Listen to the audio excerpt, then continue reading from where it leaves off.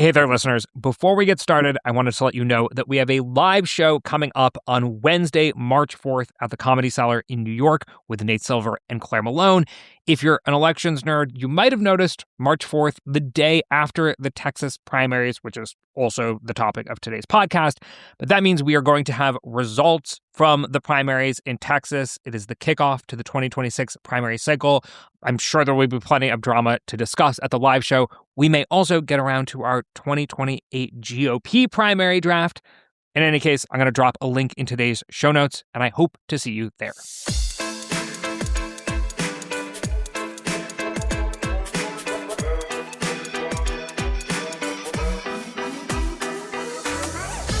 Hello and welcome to the GD Politics Podcast. I'm Galen Daruk. 2026 primary season is starting with a bang in just 3 weeks. Texans will weigh in on the Democrat and Republican they'd like to see face off in a potentially competitive Senate election this fall. Arkansas and North Carolina will also head to the polls on March 3rd, but few contests across the country quite compare to the matchups in Texas. On the Democratic side, it's primarily State Representative James Talarico and Congresswoman Jasmine Crockett. On the Republican side, it's incumbent Senator John Cornyn, State Attorney General Ken Paxton, and Congressman Wesley Hunt. Both Republican and Democratic primaries feature some similarities. A better funded and more mild-mannered establishment favorite on one side, in Talarico and Cornyn, and a more bombastic presence known for riling up the base on the other, in Crockett and Paxton. Of course, there are plenty of differences too, which we will get into today. For one, the Republican primary looks likely to be heading to a runoff. This is all coming shortly after a special state Senate election in historically Republican Tarrant County, Texas, resulted in a 30 percentage point swing to the left. That gives Democrats some hope in their pursuit of winning a Senate race in Texas for the first time since 1988. But there's plenty of disagreement within the party over what that path might look like and whether it's possible altogether. So today, we're going to take a look at both Senate primaries in Texas, as well as the broader political environment in the state at a time when one of Republicans' biggest success stories, gains with the Latino electorate, looks seriously imperiled. Here with me to do that is Patrick Svitek. He's a political reporter who's long covered Texas at the Texas Tribune and Houston Chronicle, and most recently covered national politics at the Washington Post. So Patrick, welcome to the podcast. Thanks so much for having me. I also want to say, Patrick, I'm sure plenty of listeners heard that there were big layoffs at the Washington Post last week. About a third of the staff was let go. And I'm sad to say that, Patrick, you were one of those people. It's a really big loss for the Post. I can say I know how it feels. Happened to me about a year ago exactly. So I wish you all the best. And I'm sure that you're going to land on your feet in no time. And I'm very happy that you were still able to take the time to join me here today. So thanks, Patrick. Yeah, thanks so much. I appreciate you thinking of me. Absolutely. Okay, so let's talk about Texas. There's been plenty of chatter about that special Senate race in Tarrant County. So I just want to start with really broad terms. How would you describe the political environment in Texas today? Look, I think it's very competitive, and the special election upset that you just referenced was the latest example of that. This was a state Senate district that Donald Trump, in the most recent presidential election, carried by 17 percentage points, and the Democrat not only won, but won by a pretty comfortable margin. And so I think this was a wake-up call to Texas Republicans. Some of them even said that publicly on the record afterward. And it shows that they have work to do if they want to avoid, further upsets in the midterms in the state, either in the statewide contests or, even in some of these newly drawn U.S. House seats in Texas that they were supposed to draw them so that they would, be safe Republican. But I think 3 out of 5 of those new House seats, you could make a credible case that they're going to be competitive in a general election in this current environment. And is that specifically because of the Latino electorate? 2 out of the 3 seats that I just referenced are deep in South Texas, at least 2 out of those 3. The third, you can make a case whether it's South Texas or not, but 2 out of 3 are deep in South Texas, are predominantly Hispanic districts, and they feature Latino Democrats in Vicente Gonzalez and Henry Cuellar, who are very much in touch with the Hispanic voters in their district. They're generally more moderate Democrats, and they've been able to survive politically over these past few cycles, even as some of the Latino voters in their districts have shifted toward the Republicans. So I would not bet against them, even though their districts have been redrawn. I want to talk a little bit about how some national issues are reverberating through Texas politics, like immigration, cost of living, and things like that. But let's talk about the primaries before we get carried away with some of that stuff. And we'll begin on the Republican side because the drama has been simmering there quite a bit longer than on the Democratic side. So, according to the Real Clear Politics average, Ken Paxton has 30% support amongst Republican primary voters in Texas. John Cornyn has 28% support, and Wesley Hunt has 20% support. And I want to emphasize here that there's a lot of differentiation in the polls underneath those averages. But either way, it looks somewhat competitive at this point. We'll talk about everyone, but just to start, why is incumbent John Cornyn so vulnerable? I think many of his critics would say is that he's fallen out of step with the current political moment in the Republican Party. While he has been generally supportive of Donald Trump over the years, of his policies, of his campaigns, he has not been as vocal or aggressive in his support for Trump and his policies as, say, someone like Attorney General Ken Paxton, one of his primary opponents. Paxton, among the statewide officials in Texas, has been one of Trump's most vocal cheerleaders, and has really, over the years, I think, been able to survive political scandals and controversies because of how closely he has tied himself to Trump. For example, Paxton in 2023 was impeached by the state house for allegations of abuse of office, and that then went to a impeachment trial in the state Senate where he was ultimately acquitted. And I think a big part of that was because Trump got involved in the impeachment trial by urging senators to vote to acquit Paxton. And Trump made it almost like a referendum on, whether you support Trump in Texas, are you going to acquit or convict Ken Paxton? So that's all just to say, and we could talk about many of Ken Paxton's scandals, but that's all just to say he's been a uniquely pro-Trump figure in Texas. He's, for example, he spoke at the rally before the January 6th riot at the Capitol. He filed the lawsuit asking the Supreme Court to overturn the 2020 election results in 4 battleground states. So he's had this really close public association with Trump over the years that has allowed him to persevere politically and get through a number of political setbacks that may have been more fatal, politically speaking, to other politicians. My impression of Texas Republicanism has historically been a little bit different. George Bush, Rick Perry, they're probably build baby build, drill baby drill, whatever kind of pro-growth, that kind of stuff. Not always getting so mired down in the culture wars, still capable of winning large swaths of Hispanic voters in a highly diverse, highly urban state. And Cornyn, to me, somewhat represents that brand of republicanism. Is this a story of Texas changing, the Republican Party changing, Cornyn himself changing? It's in some ways hard to imagine John Cornyn being so vulnerable, spending so much money, being, currently polling worse than Ken Paxton. But at the same time, then you describe sort of all that Paxton provides in this sort of new strain of the Republican Party, and it also makes sense as well. Yeah, I think this story or this race definitely puts on display how the Texas Republican Party has changed and shifted away from the political identity of someone like John Cornyn, who historically has been more focused on, fiscal conservatism, national security, a sound foreign policy where we support our allies. And then you look at someone like Ken Paxton, who is echoing Trump in terms of political retribution, is more skeptical of involvement, U.S. involvement in foreign affairs, and takes a much more aggressive line on border security, aggressive tack on border security, for example. And so you do see in this race how the Texas Republican Party has changed over the years. And, I would argue that this has been a gradual change, that, the first chapter of it was really the Tea Party movement in Texas. As a massive red state, the Tea Party movement obviously had an outsized impact in a place like Texas, and it gave us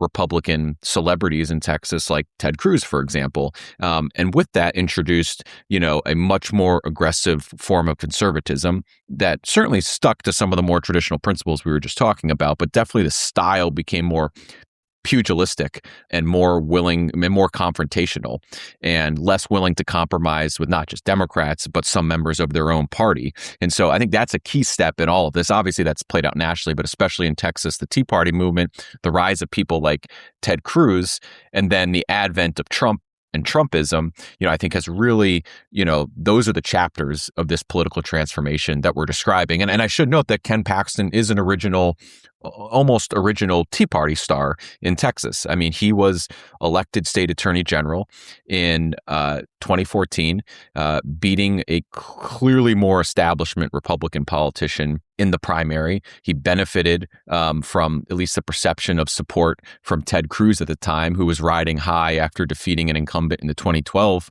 Senate race. And so, this political trajectory we're talking about, goes back, definitely pre-Trump in Texas to that Tea Party movement and that moment in Texas. Are the divisions within the Texas Republican Party clear in the primary electorate? Like, is it clear who a Cornyn supporter is versus a Paxton supporter versus a Wesley Hunt supporter? Yeah, Paxton would tell you that he's trying to capture that Trump coalition in Texas, which are, yes, more MAGA-aligned voters in terms of the ideology we just talked about, but also those more low-propensity voters that President Trump has been able to reach in his presidential elections and overperform with. And, Cornyn would tell you, or maybe he wouldn't tell you, but I would tell you that he's certainly, trying to probably carve a more traditional path through this primary electorate, trying to obviously get the support of the more traditional Republicans and then get the support of the traditional conservative Republicans, which I would separate as a different block, who are uneasy with supporting Ken Paxton, even if they may have some ideological overlap with him. And the reason they'd be uneasy is because of just all his ethical, personal, moral lapses in judgment over the years and different scandals that he's been through. So, that's, I think, probably the coalition that Cornyn's looking at. And who's a Wesley Hunt voter? I think it's someone who is really fatigued by how much fighting has already gone on between John Cornyn and Ken Paxton. It's someone who definitely does not view themselves as a more traditional Republican like John Cornyn, maybe views themselves as more ideologically aligned with Ken Paxton, but still doesn't like his personal baggage, and maybe they're concerned about his ability to win the November election. That's kind of the Wesley Hunt supporter right now. And in terms of the positive case that person would make for Wesley Hunt, they would say, he's really good on Trump. He's been very loyal to Trump. He's, got a conservative voting record, and he's young. I mean, Wesley Hunt has increasingly made the case that, he's the youngest, by far the youngest of these three candidates, and that he would represent kind of the next generation of pro-Trump conservatism in Texas. And so, you put that all together and you totally see why someone like Wesley Hunt would be, enticed to enter this race relatively late like he did. The spending differential is pretty phenomenal in this case. I'm going to quote from a recent New York Times article. Allies of Mr. Cornyn have spent about $50 million on advertising on his behalf since last July, an unheard of sum to support a fourth-term incumbent running for re-election in a primary contest. What impact has all that money had? $50 million in a primary before it may even go to a runoff? Yeah, I mean, it looks like the spending was being somewhat effective this summer and early this fall in terms of at least propping Cornyn up a little bit and boosting his numbers a little bit. But then Wesley Hunt got in the race. And I think Wesley Hunt scrambled a lot of this. He made it much more likely that there would be a primary runoff here. And so, at this point, I think the effect of the spending is a little fuzzier. Now what we're seeing, I think, is an effort by both Paxton and Cornyn and their allies to make sure that Wesley Hunt does not make it into the runoff. And so I think right now, as we're sitting today, some of the, a good chunk of the money is being directed against Hunt to make sure he doesn't make it in the runoff. Because let's be clear, Cornyn wants to face Paxton in the runoff. Paxton wants to face Cornyn in the runoff. That is the biggest contrast here. They both think they have a shot against each other in the runoff. Hunt is just more of a wild card in the runoff. And so you can understand why both Cornyn and Paxton or their allied groups are trying to keep Hunt out of the runoff. Okay, let's talk a little bit about the Democratic primary, and then we'll come back and put the two pieces together and talk about what a general matchup could look like. According to the Real Clear Politics average, James Talarico and Jasmine Crockett are exactly tied at 41%. And I'll say the same thing here that I said with the Republicans. There's a lot of variation underneath that. So a University of Houston poll that came out today showed Crockett with a pretty healthy lead, I think about 10 percentage points. A week or two ago, the reverse was the case. So really, there's not a ton of polling in these primaries, and also the polling that does exist is pretty varied. You published a profile of James Talarico actually today. He's been running a bit longer than Jasmine Crockett. He announced his campaign back in September. What is his sort of theory of the case?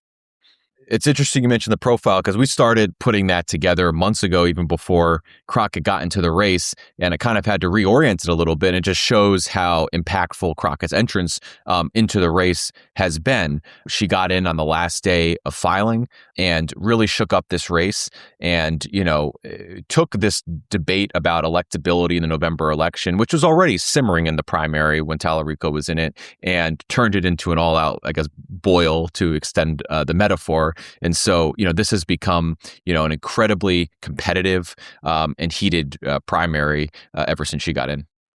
Folks may be familiar with some of the debates going on within the Democratic Party about electability. James Talarico talks about building a big tent party. Crockett says it doesn't matter when you have a D in front of your name, no matter what. Folks pay attention to that when they're in the voting booth, and it's more important to juice turnout. This isn't a new debate within the Democratic Party.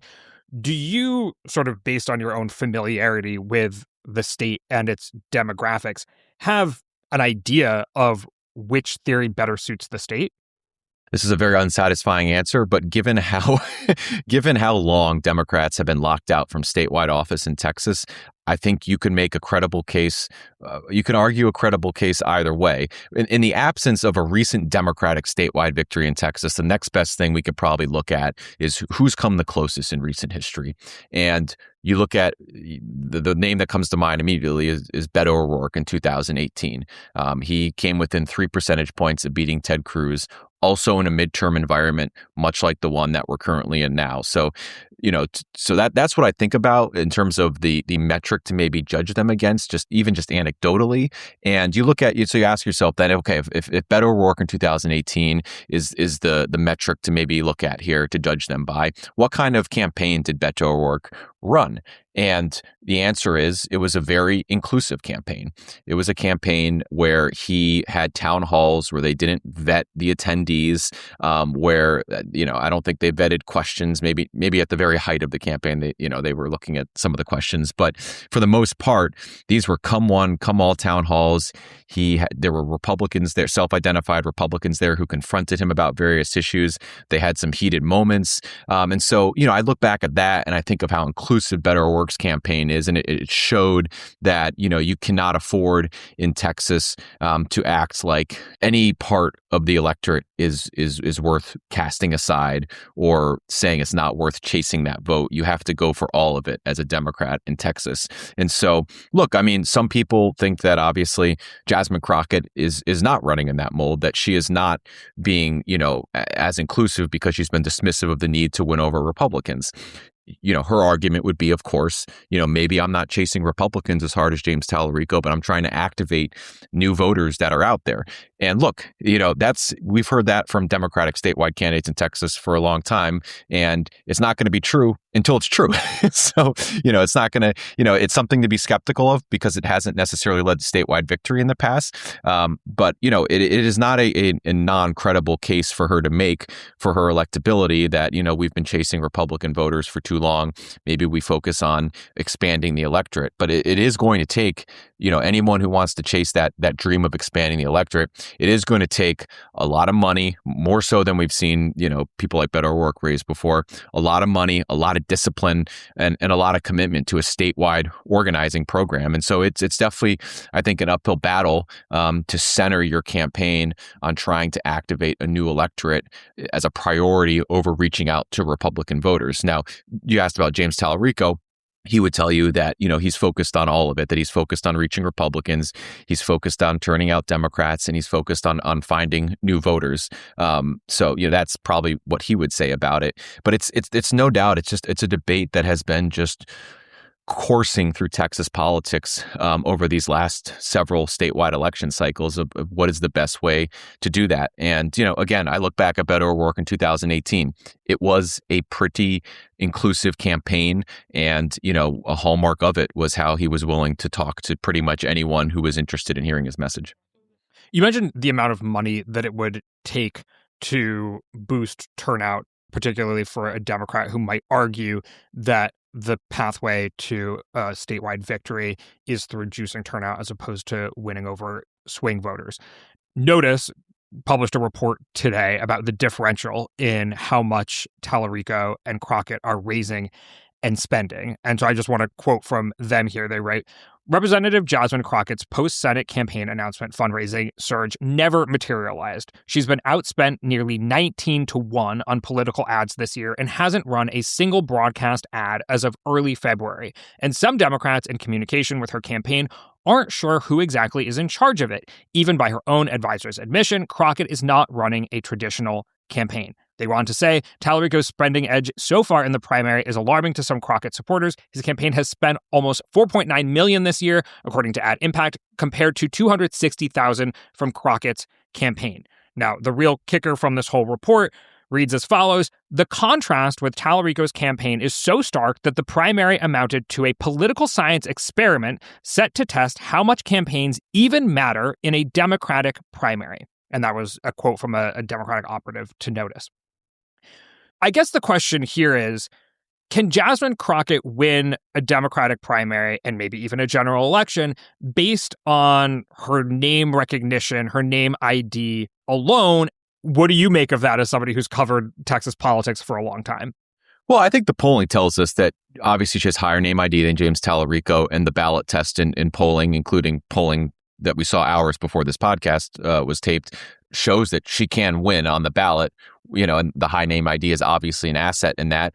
What's going on with her campaign right now, I view as probably a byproduct of her late entrance in the race, which by her own admission publicly was not decided up until the last minute. We know it was announced the last minute, but she's even said publicly it was not decided up until the last minute. And even if you have high name ID in Texas, the primary is so early, it's March 3rd, that you cannot rest on your laurels. If you get in on the last day, you have to take advantage of that space between, I think it's the second Monday in December, which is usually the filing deadline. And you have to take advantage of the space between that date and through the holidays and get ready to run a really serious and sophisticated primary campaign in those next 2 months. And so I think some of the things you're reading in that story are maybe just because of the last minute decision to get into the race.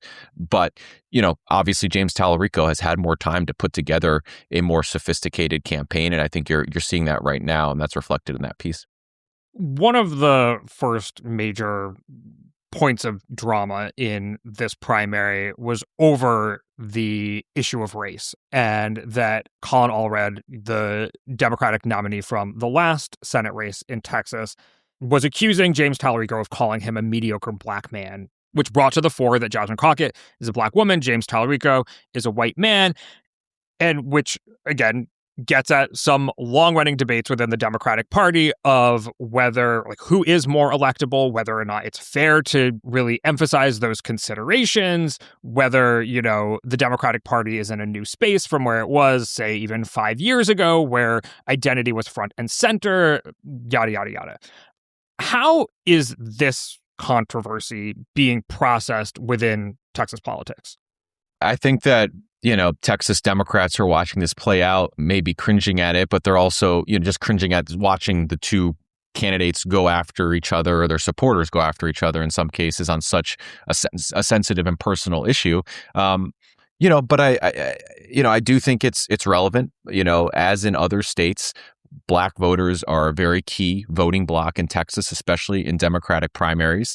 And Jasmine Crockett derives a lot of her support from Black voters in Texas, which we've seen in multiple polls, including the one that just came out hours before our taping. And so, if you're James Talarico, this is an incredibly sensitive issue for you to navigate. And even if, you privately don't like the way that Crockett or her supporters are handling this issue or trying to leverage it against you, if you're James Talarico, you have to publicly be sensitive to this and ultimately deferential and not seen as doing anything that could alienate Black voters because it is just such a sensitive issue inside the Democratic primary. The Democratic primary electorate in Texas, the University of Houston had to sort of model what it would look like demographically when it published the poll that you're talking about that came out Monday, February 9th. And so they project that likely voters in the Democratic primary, 44% of them are white, 28% are Latino, 23% Black, 5% other.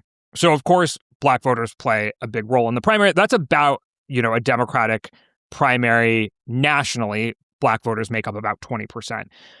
Latino voters make up a much larger portion of the Democratic primary electorate in Texas than they do nationally. Nationally, it's something like 10%. In Texas, it's closer to 30%. Is it clear the role that Latino voters are playing in the Democratic primary? Some of the polling has shown that James Talarico is polling more strongly with Hispanic voters, and we've seen some very early and obvious efforts for him to reach out to Hispanic voters in terms of where he's campaigning and who he's campaigning with. I think that he clearly sees a path to winning the nomination, his party's nomination, that runs through Hispanic voters. Now, at the same time, that's not to discount anything that Jasmine Crockett has been doing. I know that her campaign has gotten increasingly serious about Hispanic voter outreach, but I do think Hispanic voters will be key. Ultimately, I assume you will see some actual paid advertising highlighting the comments that Jasmine Crockett made either last year or the year before in a magazine interview where she seemed to suggest that, some of Hispanic voters of Trump had a quote, slave mentality. I know she's since then said it's taken out of context. I sought to clarify in other ways, but I would not be surprised if, as part of the last minute avalanche of ads that we see in the race, we see some very targeted ads toward the Hispanic community with those comments. How has the increase in salience of the issue of immigration and immigration enforcement tactics affected the Democratic primary and, frankly, the Republican primary for that matter as well? In the Democratic primary, it has led both Crockett and Talarico to take, similarly and newly aggressive rhetorical tones toward ICE. I don't think either of them are necessarily talking about abolishing ICE, the agency, but they are echoing other Democrats and saying they want to tear down, Donald Trump's ICE the way that Donald Trump is using ICE, and they don't want it to continue in this form. And so, it's obviously influenced the intensity of the rhetoric against ICE on the Democratic side. And on the Republican side, I've actually been surprised, I think, that Cornyn and Paxton and Hunt have not been more vocal in support of ICE. I think they've recently been, supportive of ICE and trying to, align themselves with the administration and the administration's messaging on ICE right now. But I think it goes to show, just the political peril right now in backing ICE, that the Republican candidates in this Senate primary in such a red state are not like going all out to defend ICE. And so that's what I've noticed as that issue's come to the fore. How much does it matter who wins the primaries? Who ultimately holds this Senate seat in the next Senate? I think it matters a lot who's the nominee. The thing that I think has become increasingly frustrating to some of the candidates is the polling shows that this could be a competitive race no matter who the nominee is. So I guess that's actually the counter argument to what you just said, is that maybe it doesn't matter who wins the primary. It's going to be a competitive race no matter what. But the University of Houston poll that recently came out, showed that, it tested a number of configurations for the general election, right? It was like Crockett versus Cornyn, Talarico versus Cornyn, Talarico versus Paxton, Crockett versus Paxton. And they were all like single digit races in November. And I think that, that obviously, if that polling continues, again, that's just one poll, so I don't want to read too much into it. But if that polling continues, that obviously robs Cornyn of the argument that he's the most electable Republican in November. It robs, Talarico of his electability argument. And so it matters, obviously, because Crockett's a different style of Democrat from Talarico, and Cornyn's obviously a different style of Republican from Paxton. Yeah, and of course, you have to actually see the general election play out and have all those attack ads cut and whatnot. You mentioned one of the reasons that Ken Paxton is seen as more vulnerable in a general election because of his impeachment trial. What is the broader argument for why Ken Paxton is, it would be so dangerous for Republicans to nominate Ken Paxton? Well, look, I mean, the argument that, D.C. Republicans and Cornyn's allies are making is that Paxton just has too much personal baggage, and we don't even know yet the extent to which Paxton has personal baggage. And that was, I think, evidenced by the fact much earlier in this race that seemingly out of nowhere, his wife announced on Twitter one day that they were getting divorced. So, they do have a credible case to make that there could still be more layers to this onion, and so that's their main argument for why Ken Paxton would be vulnerable in a general election to a Democrat, more vulnerable than Cornyn, who doesn't have, as far as I know, at least as many, ethical or moral issues to grapple with. As far as Jasmine Crockett goes, some of her comments have gotten her into trouble. She called Governor Greg Abbott Governor Hot Wheels. He uses a wheelchair. She called Marjorie Taylor Greene, or referred to her as bleach blonde, bad built, butch body in Congress. Is it generally that she says offensive things? Is it something more specific to James Talarico's theory of the case as to sort of why he is more electable? What are the vulnerabilities that Democrats who don't want to see Jasmine Crockett make it to the general election that they'd emphasize? For the Democratic skeptics of Crockett's electability, it is two-pronged. It is those comments, like the ones you reference, will make it just difficult to run a race day to day because of the Republicans constantly bringing up those comments and broadcasting them to the Texas electorate. But number two, I think they're just troubled by what she has said publicly about what she views as her path to winning this race, the dismissive comments she's made about prioritizing reaching out to Republican voters, for example. And so to Talarico's supporters, who obviously have a bit of a different theory of the case, that is alarming. I mean, they believe that the nominee is going to have to consider it a priority to reach out to Republican voters. And that University of Houston poll did give us some good insight into, just how Republican Texas remains as compared to the rest of the country. So Donald Trump's approval rating in that poll was net -1. So 49% of Texans approve, 50% disapprove. That compares nationally to Donald Trump's approval rating being net -14, right?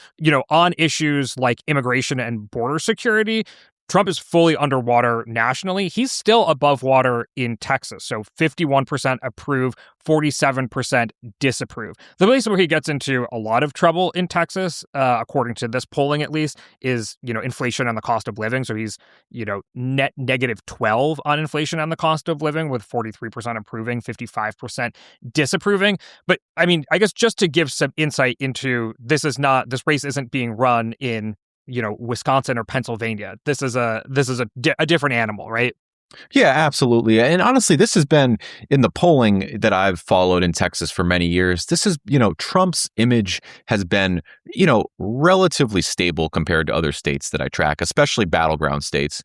People in Texas, I think, have pretty much settled on their opinion of Donald Trump. And, there's not much that's going to change that. And so to your broader point, yes, they are not running this race against the backdrop of a Republican president who's overwhelmingly popular or unpopular in the state. And I think that has to probably factor into how they think about reaching out to his supporters in Texas. So Trump won't be on the ballot this November, but Greg Abbott will be. What other races are you focused on in Texas this fall? Yeah, I mean, I'm actually, speaking of statewide contests, I'm actually interested in the contest to replace Ken Paxton as Attorney General. The Attorney General's office in Texas is a highly regarded stepping stone to higher office, number one, in terms of politics. But also, I mean, it employs a lot of people. It is, kind of considered the tip of the spear in conservative legal circles nationwide. And, it can be a very strong ally during a Republican administration, and it can be a very effective active thorn in the side of a Democratic administration or a Democratic-led, Congress, for example. So, who holds that office is very important for, politically and legally. And you have a very competitive race to replace Paxton in the Republican primary. It includes Congressman Chip Roy. It includes a former Paxton staffer, Aaron Reitz. It includes a state senator, Mays Middleton, another state senator, Joan Huffman. Paxton has endorsed his former staffer. Chip Roy benefits from very high name ID because of, how outspoken he's been on various issues in Washington. Obviously, Chip Roy has to contend with having differences with Donald Trump in the past. And so I'm very interested in that primary as well, just because it's such an important office for politics and the law in Texas and nationally. A few other races that I'm interested in are some of the incumbent primary challenges that are happening at the House level in Texas. Tony Gonzalez, who's a Republican who represents parts of South and West Texas, is in a rematch against Brandon Herrera, a gun rights activist who almost defeated Gonzalez last time in a primary runoff. This time, unlike last time, Gonzalez has Trump's endorsement, which he very actively sought. And so we'll see if that makes a difference this time. And then you have a couple of incumbent challenges that respond by redistricting. For example, longtime Congressman Al Green in Houston, is running against newly sworn in much younger Representative Christian Menefee in the Houston area. And that was something that was, sparked by redistricting more or less. And that is, puts on full display the generational divides in the Democratic Party right now. So those are some of the other races that I'm focused on. Final question here. I'm not going to ask you to predict whether, a Democrat can win this fall, but what are you looking for to understand how competitive this race will be, whether it comes to, how different groups in the electorate are voting, what issues rise to the top, if this is going to become one of the races that we are really focused on in the final throes of the 2026 midterms, what will have happened to get us to that point? This is just one category of what I'm looking for, but is like where the candidates actually campaign in Texas. I mean, the political landscape of Texas has been shifting, in some areas pretty dramatically since 2016. And so, I'm looking to see, for example, how hard they're fighting over places like Tarrant County, which, has been known historically as the biggest red county in the country, but it has become much more politically competitive in recent years. So I'm, watching out for how hard they're, fighting over Tarrant County. What are the messages that they're deploying specifically in Tarrant County and in that area? You also have very critical suburban counties like Williamson County, which is just north of Austin. I'd be curious to see again how hard they're campaigning there, what kind of messages they're using specifically for that audience. And then you have more diverse suburban counties like Fort Bend County outside of Houston that, it's politically competitive, but also there's a number of key, minority voting blocks there that, is kind of like a place where you can test different messages and see what is resonating with those individual groups that could prove crucial to the election in November. So those are some of the places, at least, I'm watching. All right, well, we're going to leave things there. Thank you so much for joining me today, Patrick. Thanks so much for having me. My name is Galen Daruk. Remember to become a subscriber to this podcast at gdpolitics.com and wherever you get your podcasts. Paid subscribers get about twice the number of episodes. You can also join in our paid subscriber chat and pass along questions for us to discuss on the show. Most importantly, you ensure that we can keep making a podcast that prioritizes curiosity, rigor, and a sense of humor. Also, be a friend of the pod and go give us a 5-star rating wherever you listen to podcasts. Maybe even tell a friend about us. Thanks for listening, and we will see you soon.